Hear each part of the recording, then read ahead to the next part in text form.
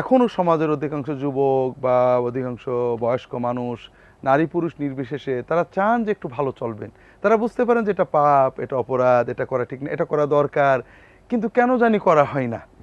এটা এই যে অবস্থা, এটা থেকে উত্তরণের জন্য আমাদেরকে কোরআন সুন্নাহর নির্দেশনা নেওয়া দরকার। প্রথমে আমাদের বুঝতে হবে যে আসলে সফলতার জন্য সচেতনতা সবচেয়ে জরুরি। একজন শিক্ষার্থী যদি পড়া দরকার কিন্তু হয়ে উঠছে না, এই ভাবছি পড়বো, এর মনের ভাবনাটা যতই ভালো হোক রেজাল্ট খারাপ হতে বাধ্য। এই জন্য আমরা প্রথম যে বিষয়টা, প্রথমত ঈমান অর্জন, সচেতন হওয়া। এটার রেমেডি হলো আল্লাহ যেভাবে বলেছেন, অর্থাৎ এটা ঔষধি রোগ প্রতিরোধের সবচেয়ে বড় জিনিস।